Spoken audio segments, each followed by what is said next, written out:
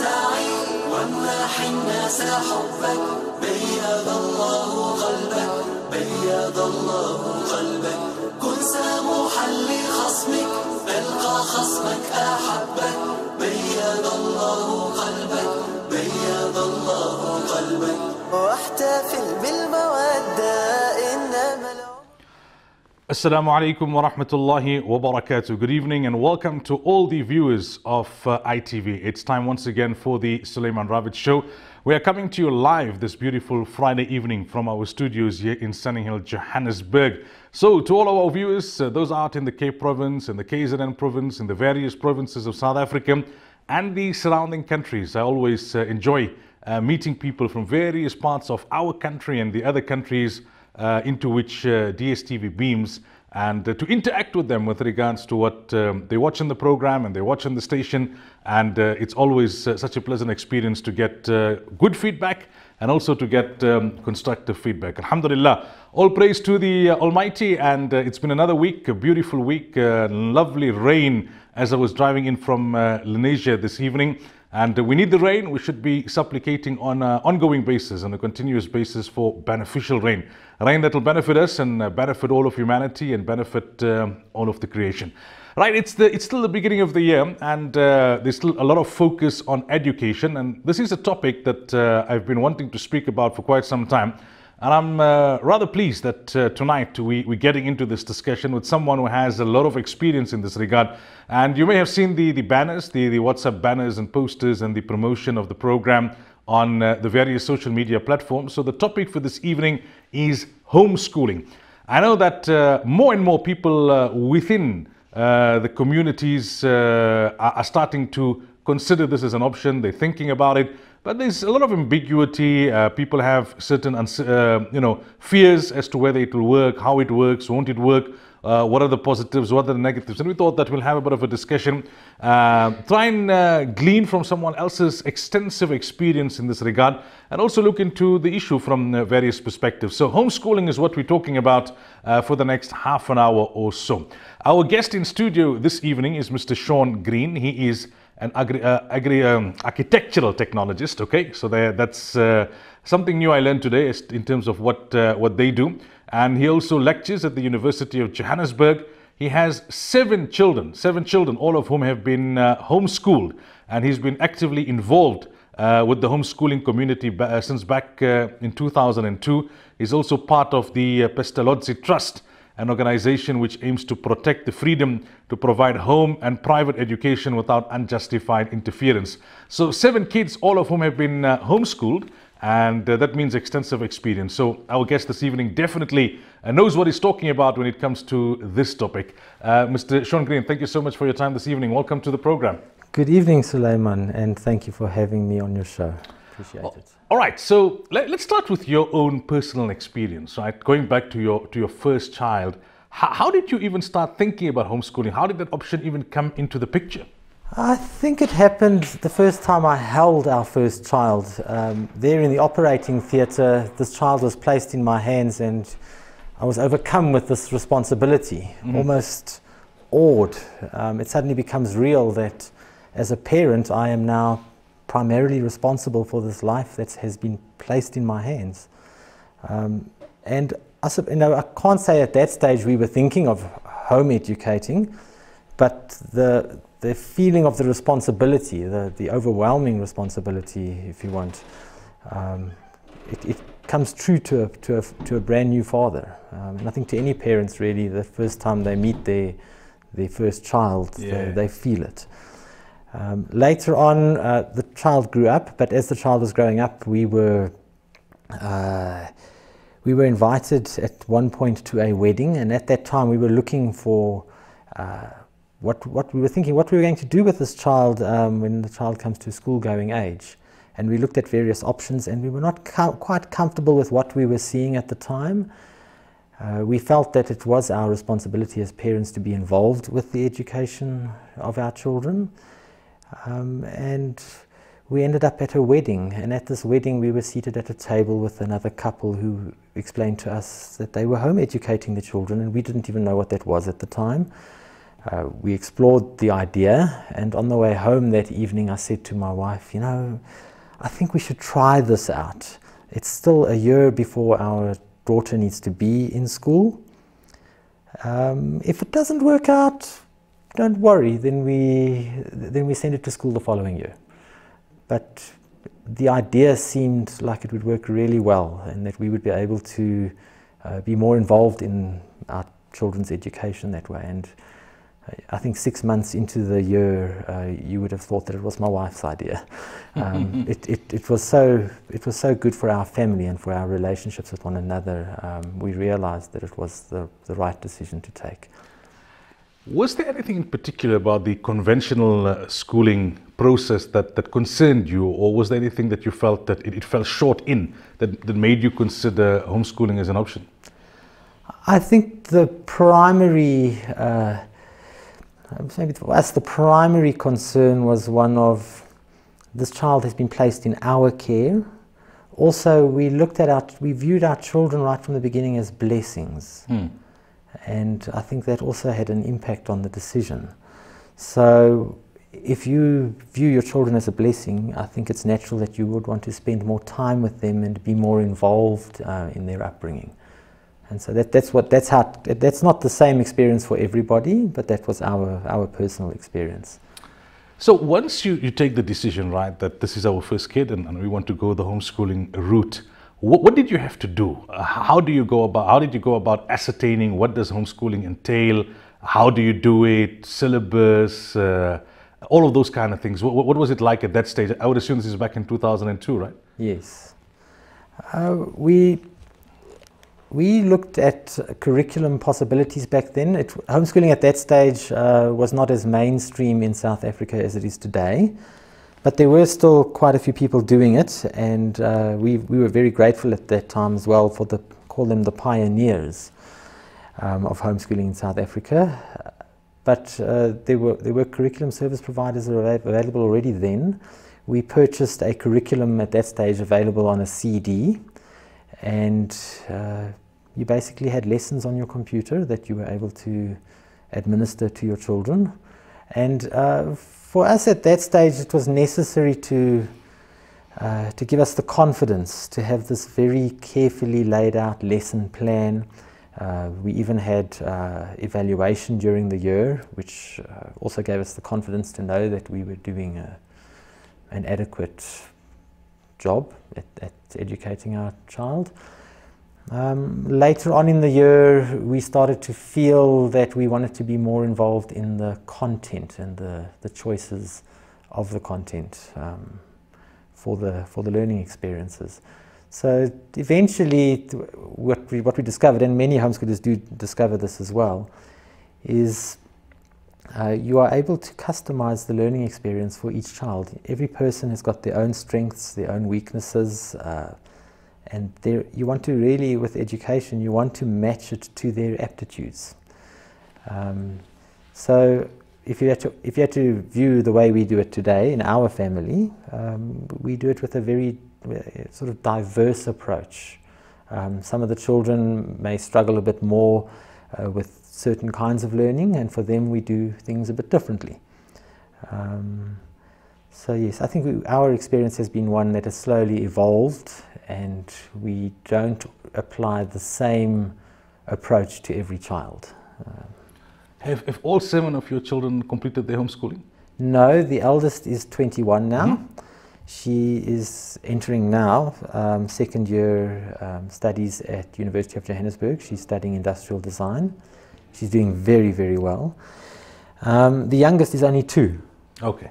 So, and then the second oldest child has also just come to the end of her, you could say, her formal schooling years as well now. She's very much into her sports. She does mountain biking. She's often on podiums at mountain bike races. So yes, I would say only 2 of them have really gone through all of their schooling years. But homeschooling also fosters I think, a lifelong love of learning. So I wouldn't look at it and say, they've finished. I don't think any of my children view it that way either. We've always got new things that we would like to learn, and rather than view it as having arrived at a destination, we rather view it as saying we enjoy learning. Coming to some of the practicalities of it, what kind of adjustments did you have to make as a couple in order to be able to homeschool your children?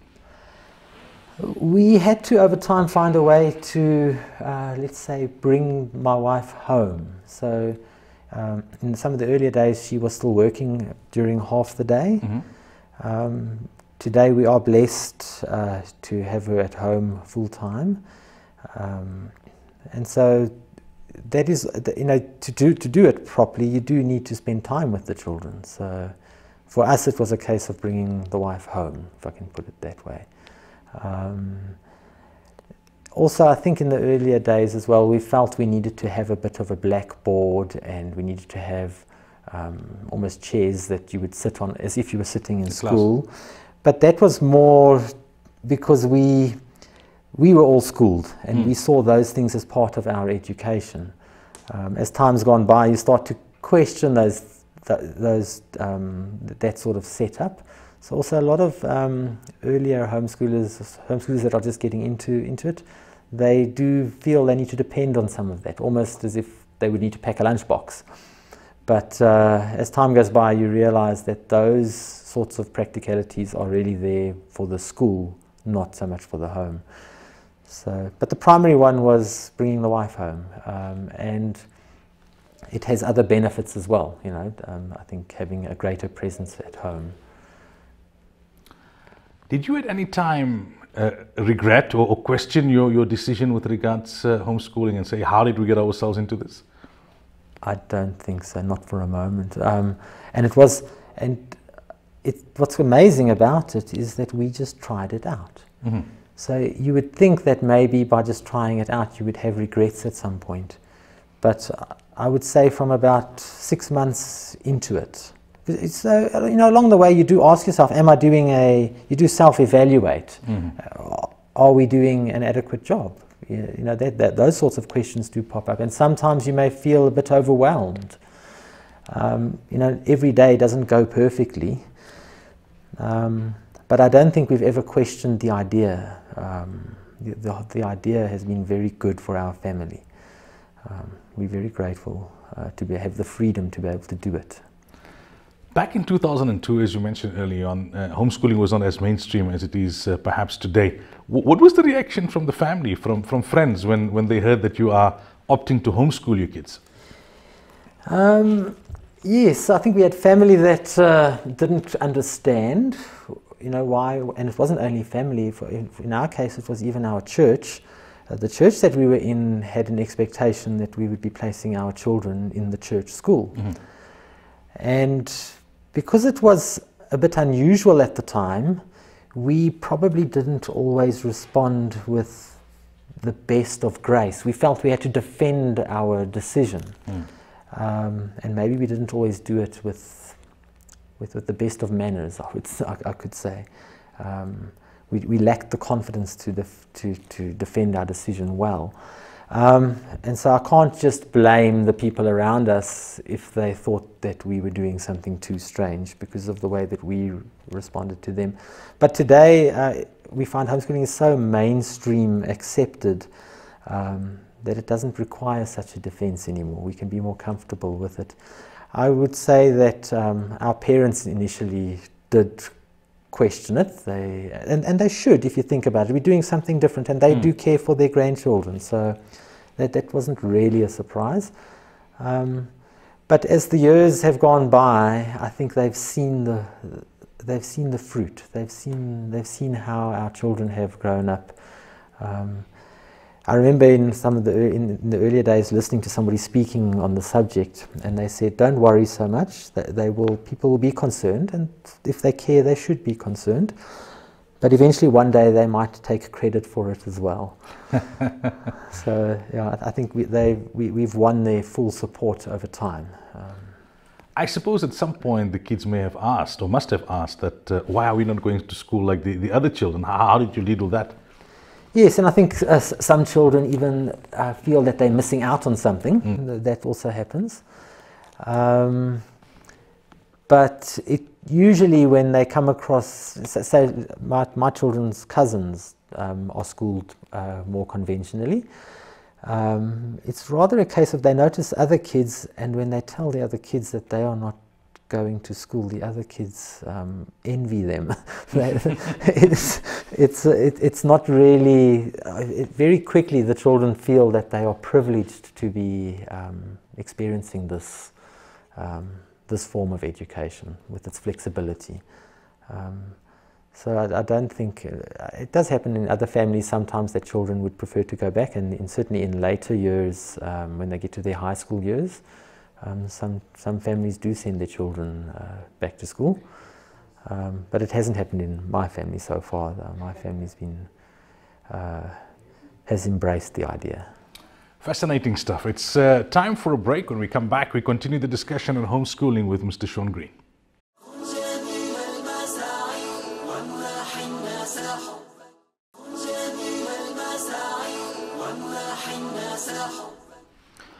Welcome back to the program. We are coming to you live from our studios in Sunninghill, Johannesburg this evening, and our topic of discussion is homeschooling. Our guest in studio this evening is Mr. Sean Green, and he has 7 kids. Wow. And the eldest already at university, many of them still in the process of being homeschooled. And none of his children have gone to school in the conventional way. And prior to the break, we were talking about his personal experiences in this regard, but now we're going to be talking about the concept of homeschooling in specific. How would you define homeschooling? What is homeschooling? I suppose some people would take a simplistic definition and say, well, if your children are doing their education at home, that's homeschooling. But beyond that, or more technically speaking, how do they define homeschooling? I think it can be defined in a number of different ways. So maybe the first way to define it would be, let's talk about the legal definition. The South African Schools Act of 1996 has got a section that specifically refers to home education. It says, a parent may apply to the head of department for the registration of a learner to receive education at the learner's home. So it's defined a bit like you just defined it now. And that at the learner's home is quite important as far as the legal definition is concerned. So that's one way of defining it. Another way of defining it may be to say everybody homeschools. We were all homeschooled. If you think back and say, how did I learn to walk? How did I learn to talk? The answers to those questions are, you learned these things within an environment where you had parents or guardians within your home who were caring enough for you to ensure that when you were learning to walk, you didn't kill yourself or hurt yourself too badly. Maybe you did fall, but they helped you up and they encouraged you. And we take walking for granted, we take talking for granted maybe, but these are not minor things. You can, if you just Google, if you do a search on the internet, what it takes to teach a robot how to walk, it's quite incredible. And yet we expect that of our children in our homes. And the same with language. The measure of a person's capacity to use language is very, very important when you want to measure somebody's education, for instance, their intelligence. And so these are things that we learned at home. And so you may say again, if you may look at the definition of home education and say, it's an education that's taking place at home in a caring environment, and it's really just parents or guardians taking their responsibilities more seriously. So I'd say everybody has been home educated, and just like we expect of parents to feed and clothe the children that are in their care, it's also to be expected of them that they will provide some form of education for their children. So then we come maybe to a third definition. We say, how is it different to what most people are doing? The difference is that we are doing most of this in our home. Not all of it. Some of the learning, for instance, some of our children have gone for horse riding lessons. We don't own horses, and I couldn't teach my children how to ride a horse anyway. And so we employ outside help for that. Already just last week, I was assisting one of my daughters, my 13-year-old daughter, with her mathematics. It was a bit daunting because I haven't done probability mathematics in probably 25 years now. And so I had to page back 5 pages. And as I start to go through those 5 pages, I walk the journey with her again to get to the point where she's stuck. And then I start to help her. If I had gotten to that point and I was unable to help her, then I would do exactly what people do with kids at school. We would find outside help. We would look for external help. And that's often what happens with homeschoolers as well. But the difference really is that we're starting in the home and we are taking care to see that our children are educated more directly. So it's a more conscientious involvement in the child's education, and it's very much taking place in our homes. You mentioned earlier on there about the legal definition of homeschooling. I'm just interested to know that does the government or the department in any way keep an eye on how children are progressing if they are being homeschooled? Is there any kind of regulatory framework? The Schools Act does talk about registration of homeschoolers to receive education at home. We do find that the Department of Basic Education, as well as some of the provincial departments, often don't fully understand home education. So we take every opportunity that's available to us to engage with them, so that their officials and their policies will be more in line and more in sync with what goes on in home education. So just to be maybe a bit ridiculous, they couldn't expect to come to our house and expect to see a school bell, for instance. I'm not saying they do that, but we would want to see a policy in place that regulates us more realistically for the purposes of home education. But do they come home and check? For those that are registered with the department, there is they do sign forms that talk to that expectation, but we find that most homeschoolers choose not to be registered with the department because the department policies to date often overreach. They overreach to the point where we have to say we still have to protect our child's right to privacy. And so an alternative way, for instance, to measure whether or not a child is being educated and that their level of education is where it needs to be, would be to have that child assessed even outside of the home.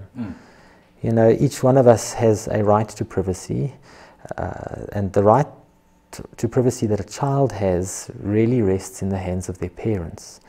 So to just open up the home to other people is to allow that right to be trampled upon. So it's not that we want to hide anything, it's more a case of we want to look after our children. And just for clarity, because there may be those watching wanting to opt for homeschooling and they would want to know, is it mandatory for you to register if you want to homeschool your child, and do you have to do it year on year or once off, or is it totally legal not to opt for registration? Let's say the act says that you must register your child. Okay. It does. But the registration process at the moment is a registration process that is often so flawed that it makes registration questionable. And so that's why most people don't register. And it even gets to the point where it is legal not to register because of that flawed process. Okay. Let's go to the pros and cons. I mean, I suppose that could be an independent discussion all on its own, but in summary, what would you say some of the pros and what are some of the challenges, if you like, of homeschooling? Okay, well, maybe first the pros. Okay. We found that home education strengthens family relationships. So you're obviously spending more time together and you are struggling through things together. And education usually does involve some struggle. So the children see the parents struggling through things, the parents help the children to struggle through things, and you learn and you have surprises together and you discover things together. The time that you spend together is time that can be used to strengthen family relationships. as opposed to you wake up in the morning and there's this rush to get kids off to school, and then they don't see one another. The siblings don't see one another. They don't see their parents. The parents don't see them, and each one is being pulled in a different direction. So I think very important is it strengthens family relationships. And maybe also plugging into that, it also allows the children to be more embedded within the communities that they are part of. So it's not a case of that we are hiding our children away. It's more a case of our children are more integrated within their communities. Very often the children will be able to do things that the kids in school can't do. It's very flexible. Another advantage of home education is it can promote a love of learning, a lifelong sustainable love of learning. So within the home, you find home educating homes collect books and libraries, and they encourage one another to learn things. So I remember my wife once was in the shops with my children and one of their cousins, and one of their cousins picked up a package off the shelf and said to asked my children, "What's this?" And one of my children said, "Oh, that's Chinese. My mother hasn't taught me that yet." So it's this idea that, well, learning is just something that we do in the home, and I think that's a very good, it's a good culture to have in a home, and for the children to grow up with this idea that they can learn what they want to learn. Then there's also the idea of promoting parental responsibility. So home education brings that home. You have to take responsibility for these children in a way that you previously might not have realized. And I think that's a good thing for society, for parents to become more responsible for their children. Then there's quality as well. Home educated children score generally very, very well when tested against their peers in schools. And the quality of education that they get is known to be good. You know, a really good education requires the educator to know the person that is being educated. And who knows a child better than a mother or father who's spending time with that child? So that there's a quality aspect to it. Then there's flexibility. Home education is not as rigid as a school education. A school education has to be rigid because you have a large number of children in a class, and then you need them to move along at roughly the same pace, to be evaluated at the same pace. They move from class to class. Home education can be much more flexible than that, which has other advantages. So now you can be visiting and participating in other activities at times of the day that you previously could not. You can even participate in sports and go to events that you couldn't go to previously with home education. Another advantage is the way in which home education can be customized to a learner. So learners have their strengths, their weaknesses. You can customize the education approach to that learner. Some learners might even be experiencing difficulties, disabilities. Home education matches that nicely, rather than them being almost left behind in a class. Then another learner might excel, might be very strong in certain areas. You can allow them, you can give them wings to fly in the areas where they are strong. So the customization is important. Another advantage to home education is going to come as a bit of a surprise maybe, and that is socialization. Yeah. Okay. So socialization is actually an advantage in home education, because you can socialize now with people who would previously, you would not have access to them because you'd be sitting in school. So you can now visit the fire station. You can go out to an old age home. You can go to a community and get involved in social action at times of the day when other kids cannot. And you also find children socializing, homeschool children socializing way beyond their age group. It's normal for them to strike up conversations with adults and with children who are younger, because they haven't been put into a system that places them next to other children of very close to the same age. So we found socialization, we were quite concerned about it in the beginning, But I think it's safe to say our children are well socialized. I think it's very interesting because that was actually going to be one of my questions. I suppose it's one of the more common questions when it comes to homeschooling, that, you know, they kind of in a more secluded environment, does it impact on their ability to socialize? Whereas when you are in the conventional schooling environment, you're meeting kids from different backgrounds, different cultures, more. But I think you've adequately covered that. Yes. I think that it's understandable that people view it that way to begin with.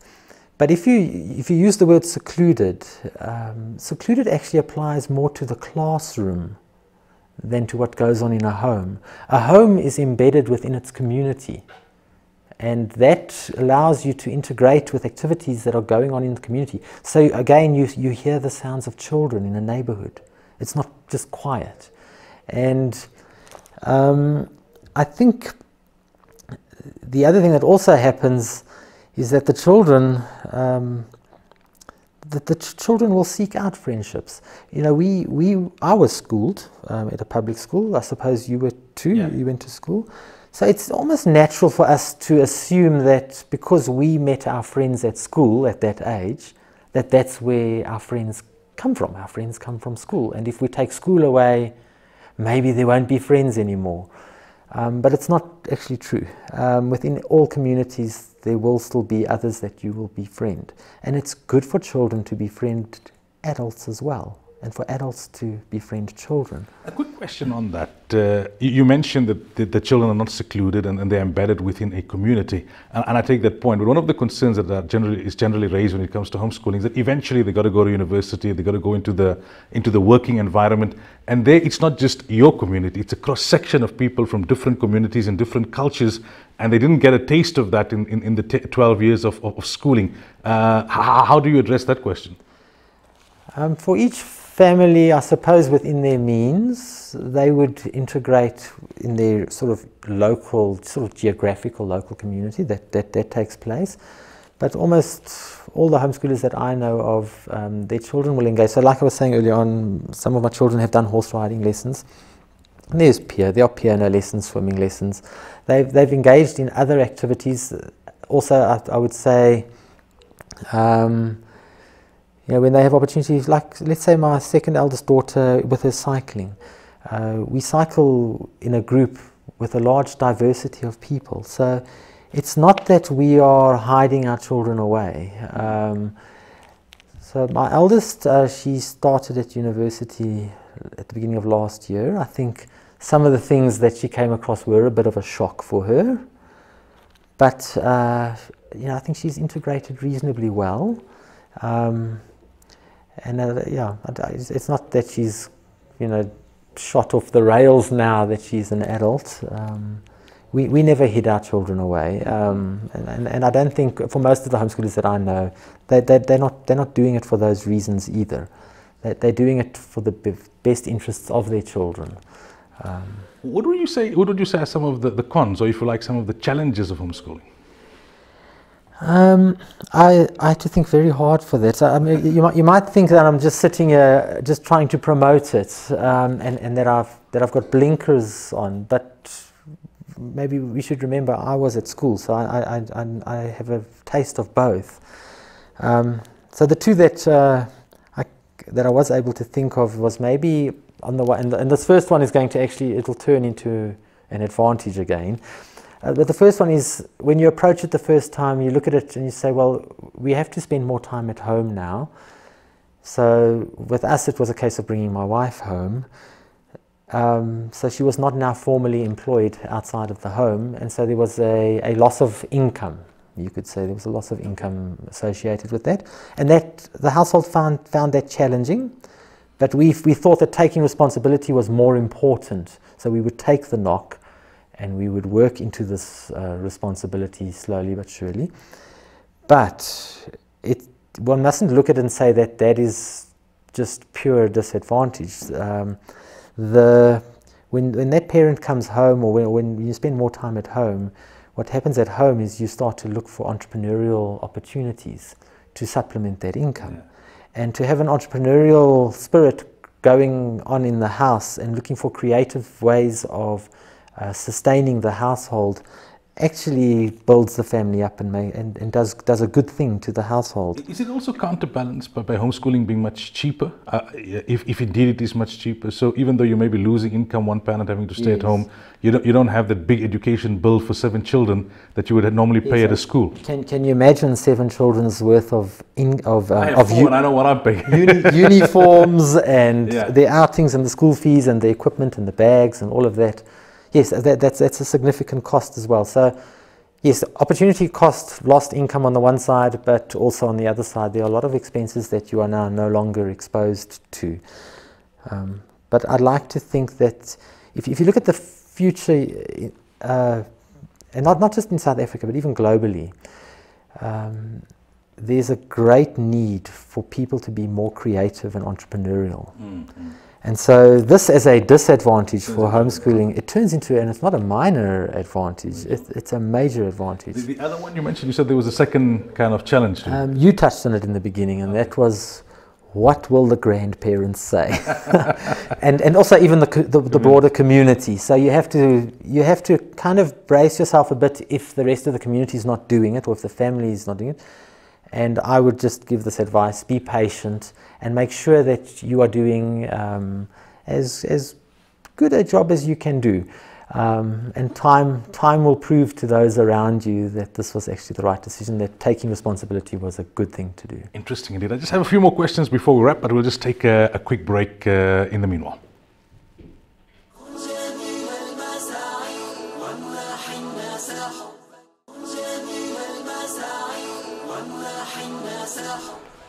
Welcome back. Time has passed by so quickly. We're talking about homeschooling with Mr. Sean Green, and fascinating stuff. Very, very interesting indeed.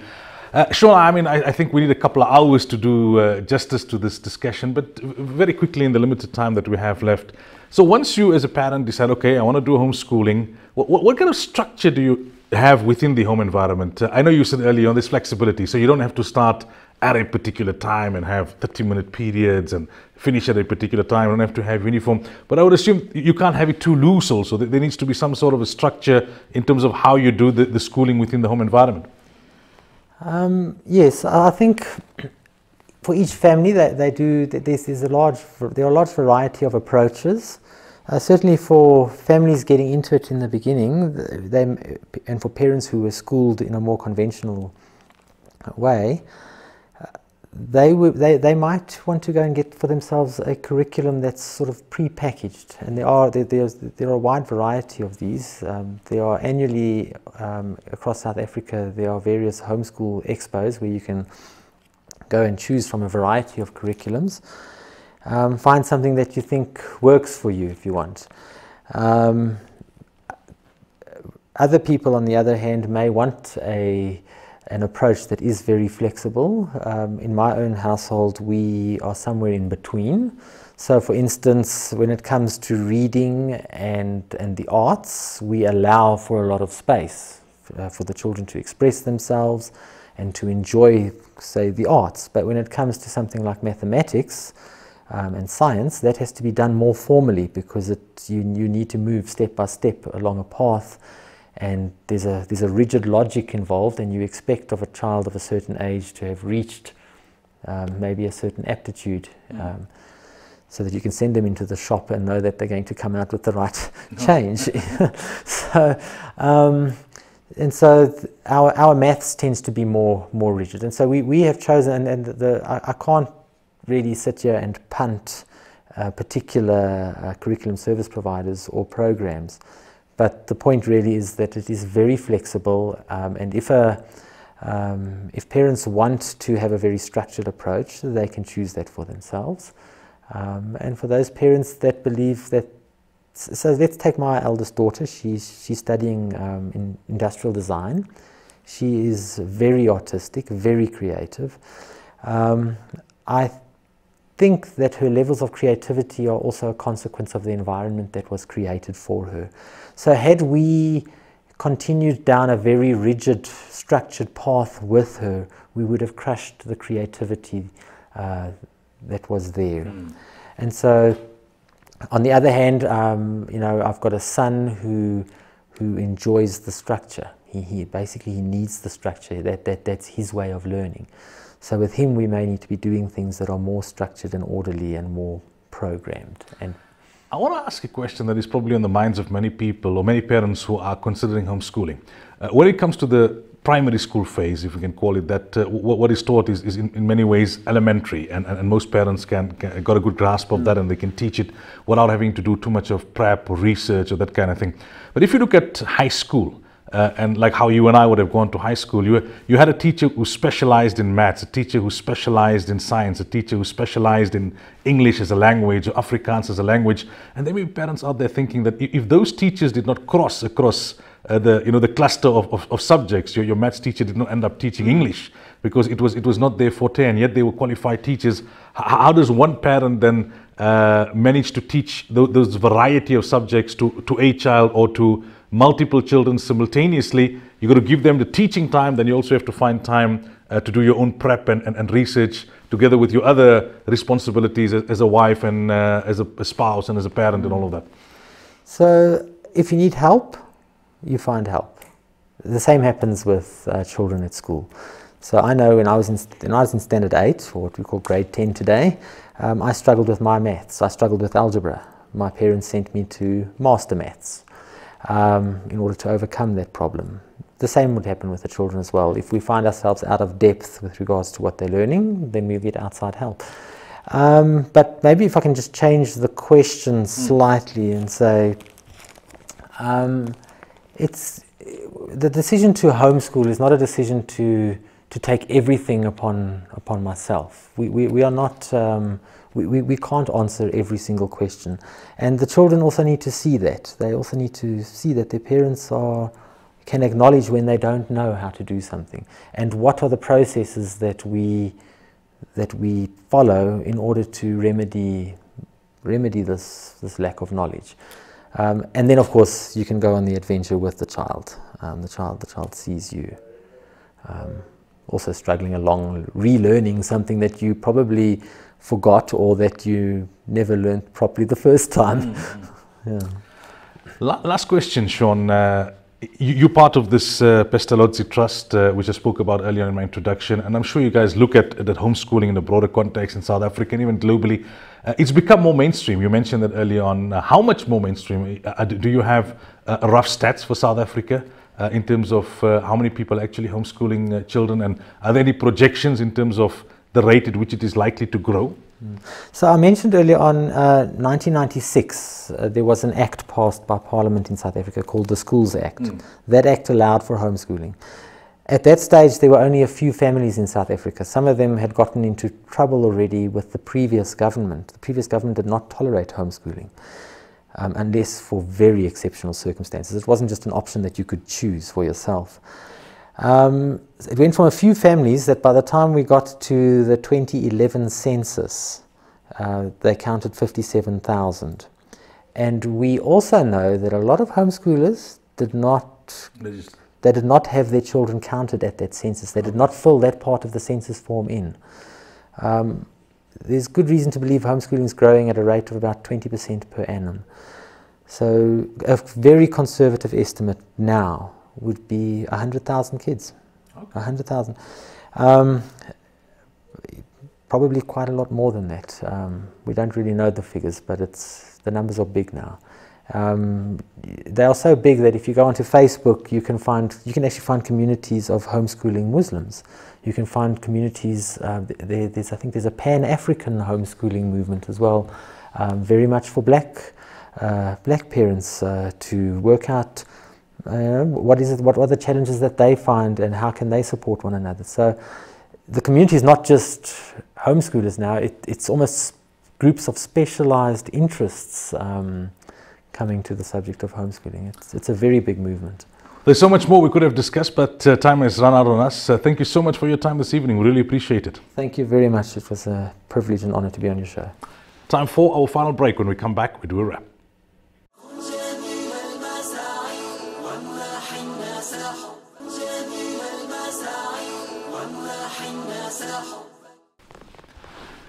Well, that was a fascinating discussion, and we were due to also have other guests on the program. We were looking to get a perspective from those who are in conventional education. The principal in one of the Muslim schools was due to join us on the program this evening, but unfortunately he had to pull out due to unforeseen circumstances. And we're also hoping to have someone from the Muslim community had come through the homeschooling process.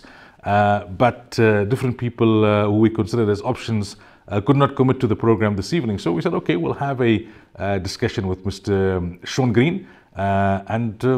Very interesting. I mean, the debate will be there, right? There are pros and cons to every situation. It's not everybody's cup of tea. I can tell you it's not my cup of tea. I wouldn't have the patience to be able to sit and deal. In some homes, the wife may also not feel that she's up to it for various reasons. Some homes, both parents are working. Some women are doing home industry. It takes a lot of their time. It's got to do with your temperament also.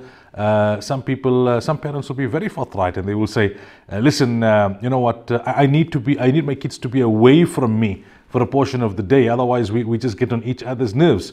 So it's not everybody's cup of tea, but it is definitely an option for those who want to consider it for a variety of reasons. And that's why we thought that we need to unpack. We can't do justice to all of it in one program, but we could perhaps continue the discussion at another time. But it was just something I felt we needed to do, unpack a little bit about what does homeschooling entail. Sometimes when you speak to those people who do homeschooling, they say it has become much easier than before because you've got these online forums, you've got Facebook groups, you've got YouTube tutorials and all of those kind of things that can help you and that can assist you. And, some of the positives that he mentioned there, I definitely agree with them. It creates a deeper bond between the children and their parents. They can express themselves in their own unique way, whereas in school you have to be kind of boxed in because there's a class and everybody needs to move in the same direction at the same pace. Some people are more, as they say, visual, others are more auditory, others are more kinesthetic. I was at a leadership workshop during the course of this week and they were unpacking these terminologies and these concepts, and he spoke about his eldest daughter and how she was allowed to be more creative because she was doing homeschooling. But it would obviously require a lot of dedication on the part of the parents, and especially the parent who's doing the homeschooling, a lot of focus and discipline. Otherwise, your children can just end up having one big jowl at home because every time the phone rings and mommy gets onto the Barkati line for half an hour with Nani, then it's a downtime for us. So some people have really made it work, and others. I know of people who tried homeschooling and then after they said, look, you know what, we were very optimistic about it, but we were not realistic and it's not working for us, and they send their children right back to school. We'd like to hear from you. I mean, do touch base with us if you are doing homeschooling or if you are a product of the homeschooling process, and perhaps in future programs, inshallah, we will be able to talk with you. Time goes by so quickly when you're having an interesting discussion. So it's time for us to sign off for this beautiful Friday evening. Enjoy the rain, enjoy the blessings of Allah wa ta'ala, smile, be happy, make a major difference wherever you can. And until next week, inshallah, fi amanillah, assalamu alaikum wa rahmatullahi wa barakatuh.